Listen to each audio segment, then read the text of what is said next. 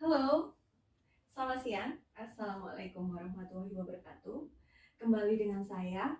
Kali ini saya ingin bercerita kenapa sih saya kok menyukai keris gitu. Dan nanti mungkin teman-teman bisa tahu apa aja sih sebenarnya yang ada di dalam keris itu yang sehingga kita kadang kalaupun melihat atau memegang keris merasakan sesuatu yang berbeda. Saya cerita dulu dari sisi ilmu pengetahuan ya. Saya bercerita sedikit tentang energi ya. Jadi energi itu sudah ada saat awal mula penciptaan alam semesta yang sudah disimpan dalam berbagai media. Contohnya bintang. Bintang itu energinya bisa kita manfaatkan secara langsung ataupun tidak langsung. Yang sudah terbukti itu adalah energi matahari ya. Matahari itu termasuk bintang. Jadi energi matahari kita manfaatkan dari dulu sampai sekarang. Dan energi itu tidak hanya ada pada matahari, jadi semua benda yang ada di alam ini sudah memiliki energi. Kalau definisi dalam fisika itu, energi itu adalah properti fisika yang ada pada suatu material. Dan energi itu tidak bisa dibuktikan, tapi bisa kita rasakan adanya. Itu menurut fisika ya, jadi dari awal mula energi. Dan energi itu dalam fisika ada hukum kekekalan energi, bahwa energi itu tidak bisa diciptakan, tidak bisa dimusnahkan, tidak bisa dihilangkan, tetapi energi itu bisa bertransfer atau berubah dari bentuk satu ke bentuk lain. Contoh seperti kita ambil energi matahari. Dari energi matahari itu kan panas ya, energi panas kita ubah menjadi energi listrik. Sekarang kan ada panel surya itu yang bisa kita gunakan untuk listrik. Contohnya seperti itu. Dan energi itu ada macam-macam ya, ada energi panas, energi kimia, energi kinetik, ada energi potensial dan macam-macam di dalam alam ini. Nah, di dalam suatu energi itu ada kaitannya. Jadi di dalam energi itu ada yang namanya massa. Massa itu apa? Massa itu jumlah materi dalam suatu material. Dan massa itu sama, itu juga properti intrinsik yang ada dalam suatu objek. Jadi energi dan massa itu terkait gitu. Nah, dalam ilmu relativitas spesial, hukum kekekalan energi itu adalah juga hukum kekekalan massa. Nah, apa sih hubungannya nanti energi dan massa ini dengan keris? Nah, ini saya masih lanjutkan ya. Sekarang saya menginjak ke radiasi. Peristiwa radiasi itu kebanyakan merubah massa menjadi energi, massa benda menjadi energi. Nah, radiasi itu kalau bahasa awamnya radiasi itu gimana sih gitu menggambarkannya. Radiasi itu pengaruh ada hubungannya dengan elektromagnetik dan gravitasi. Apa sih elektromagnetik itu gitu ya? Gambarannya elektromagnetik itu adalah suatu peristiwa medan magnet dan magnetik. Suatu peristiwa medan listrik dan magnetik. Nah, dan gelombang elektromagnetik kebanyakan kalau menyentuh suatu benda itu energinya atau gelombangnya itu berubah menjadi panas. Makanya kadang kalau kita menyentuh keris, memegang keris atau melihat keris atau ada keris gitu, kita merasa kok badan ini panas. Ini ada lagi satu pernyataan dari salah satu empu. Beliau adalah Empu Yoyo dari pentolan pecinta Paguyuban Condro Aji Nusantara. Saya bacakan ya. Keris yang bertarung sendiri itu bukan karena kerisnya sakti, tapi dipengaruhi oleh faktor manusia yang memiliki kemampuan mengendalikan keris. Jadi manusianya loh ya, bukan kerisnya. Jadi kalau jangan disalah-salahin kerisnya. Kalau kamu sakit-sakitan terus begini-begini, itu nggak kuat sama ininya apa kerisnya begini-begini. Bukan tuh manusianya nggak mau menjaga kesehatan. Keris, ini kata Bu Yoyo, keris is keris, dia adalah benda.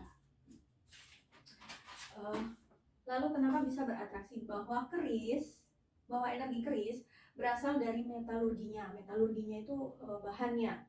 Di sana terkolaborasi antara besi dan baja sebagai konduktor, penghantar arus listrik. Pamor trioksida, titanium, dan nikel klorida. Bahan-bahan itulah yang menjadi sumber energi sehingga keris mengeluarkan radiasi. Sedangkan manusia mempunyai sensor motorik dari pangkal ekor sampai pangkal kepala. Kalau kita dekat dengan sumber energi, otomatis kita terradiasi menjadi pola gerak, pola pikir, pola bicara. Nah, itulah kenapa kadang kalau kita pegang keris itu ada yang buka keris langsung mimisan, ada yang buka keris langsung pusing, ada yang buka keris langsung kok saya merasa panas gitu. Ada sesuatu ini saya. Itu semua karena itu tadi ya. Jadi sensitivitas manusia gitu. Kalau bisa dibilang sensorik, motorik atau apa ya? Kalau dibilang syaraf. Nah, syaraf manusia itu beda untuk merasakan sesuatu. Kita punya 100 syaraf. Itu sensitivitasnya berbeda-beda tiap orang. Nah, tergantung pada bahan keris yang mana, dia mungkin akan tertarik sensor itu sehingga membuat orang itu terpicu, baik secara kan sensor itu berhubungan dengan otak ya.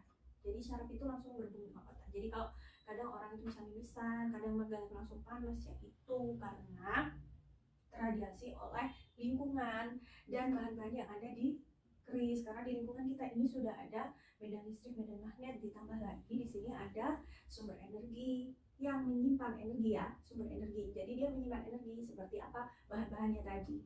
Ada meteor. Bayangkan meteor itu dia menyimpan energi seperti apa, kan kita tidak ada penelitian seperti itu ya. Masih belum manusia. Nah, kita nggak tahu. Semua itu kan ciptaannya Tuhan. Semua itu penciptaannya Tuhan. Jadi kalau menurut saya energi itu dari mana? Dari Tuhan.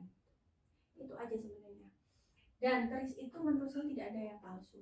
Kadang ada orang bilang keris ini palsu, keris itu palsu. Menurut saya itu nggak ada yang palsu. Yang ada itu empunya pinter atau tidak. Jadi pengerjaannya bagus atau tidak, pamornya bagus atau tidak. Ini bahannya besi lama atau tidak.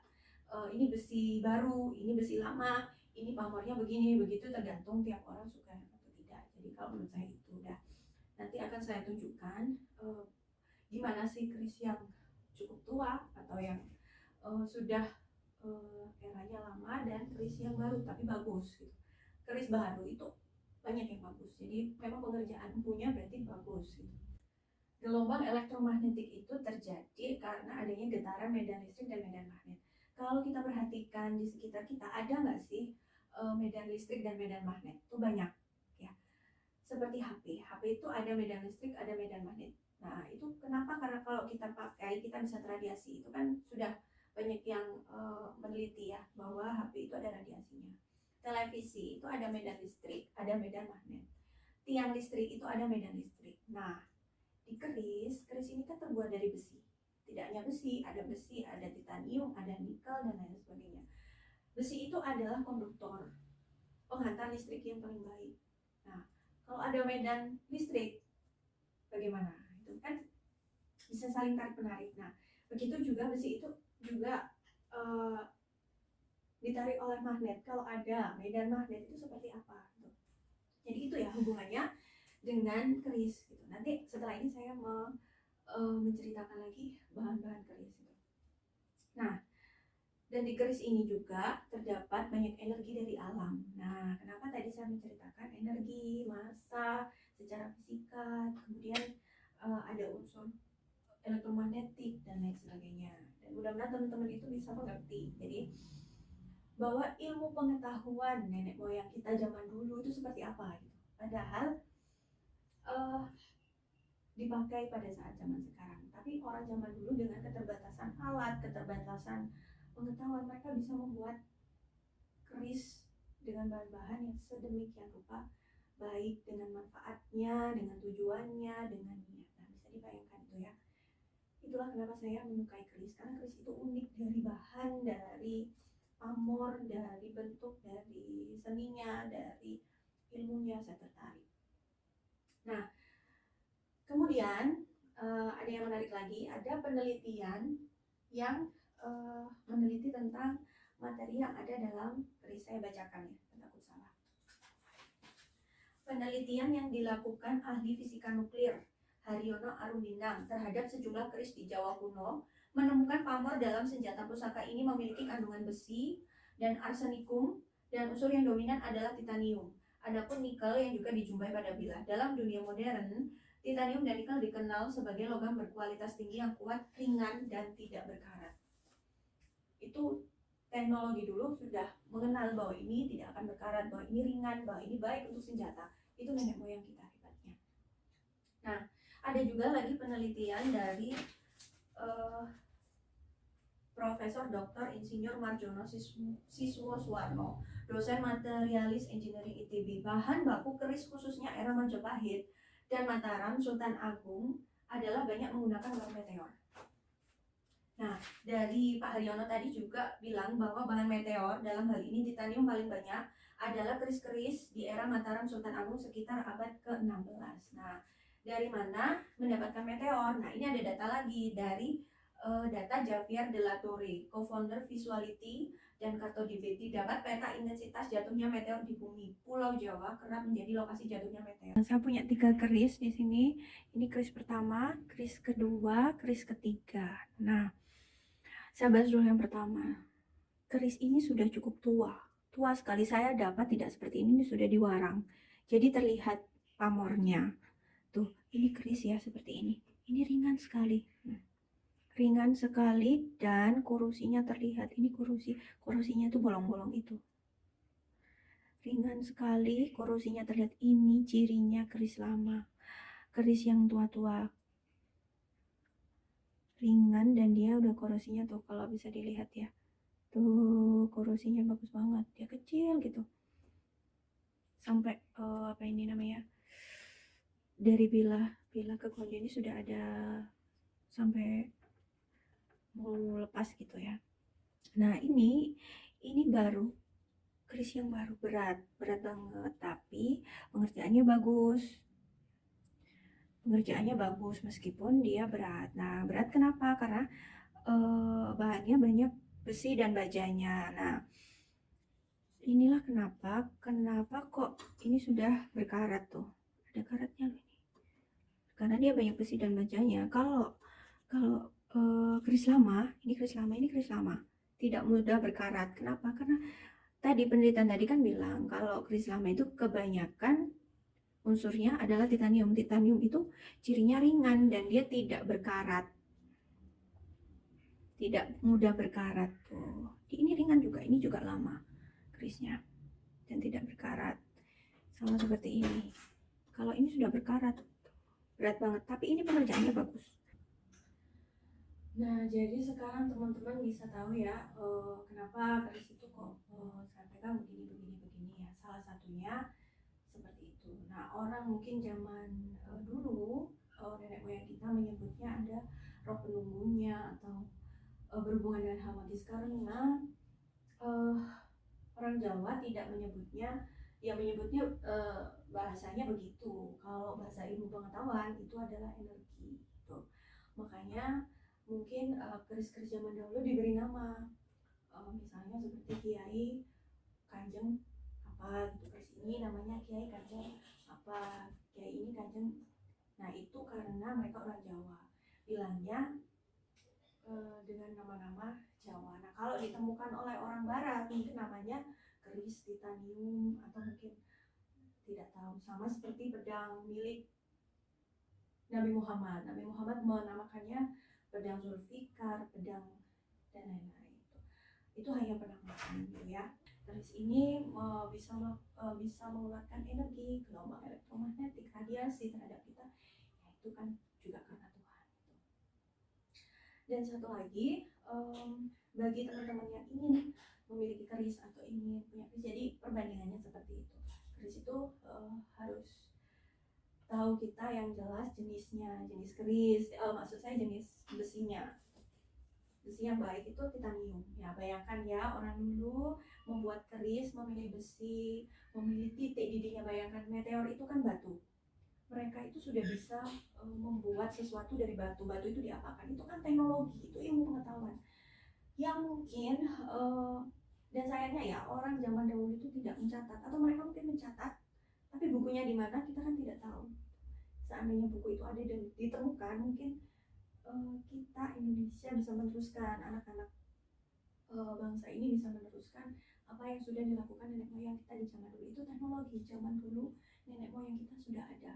Nah, saya ambil contoh seperti tadi titanium ya. Titanium itu titanium nomor atomnya 22, bahan tahan terhadap air laut, aqua, dan klorin. Titanium ditemukan di Cornwall, Kerajaan Britania Raya. Britania itu berarti Inggris ya. Pada tahun 1791 oleh William Gregor dan dinamai oleh Martin Heinrich Claport. Nah, padahal itu ditemukan 1791. Padahal nenek moyang kita ini sudah memakai titanium membuat keris dari zaman Mojopahit. Nah, zaman Mataram Sultan Agung itu adalah sekitar 1600-an. Ditemukan Inggris dinamai titanium itu 1700. Berarti kan kita nenek moyang kita lebih dulu menemukan titanium itu, berarti kan, dan mereka sudah bisa mengolah. Apalagi kita ini berada di zona pegunungan aktif. Nah, di pegunungan aktif itu kan banyak unsur-unsur logam juga. Nah, titanium banyak, dan sekarang kita tidak mengolah titanium itu, tapi menjual mentah ke luar negeri, diekspor. Nah, itu berarti peradaban kita semakin maju atau semakin mundur? Silakan komentar di bawah ya, bahwa saya cuma mau menggarisbawahi bahwa nenek moyang kita dulu itu teknologinya sudah maju, sudah mengenal fisika, sudah mengenal kimia, percampuran logam, titik didih, peleburan logam, peleburan batu, semua sudah dikuasai nenek moyang kita. Buktinya apa ini? Kris ini. Ini adalah nilai sejarah ada, nilai teknologinya ada. Kalau kita tidak menjaga, lalu mau ngapain? Itu ya. Jadi teman-teman percaya bahwa keris ini adalah suatu peradaban. Boleh suatu ilmu pengetahuan, boleh suatu klinik, boleh.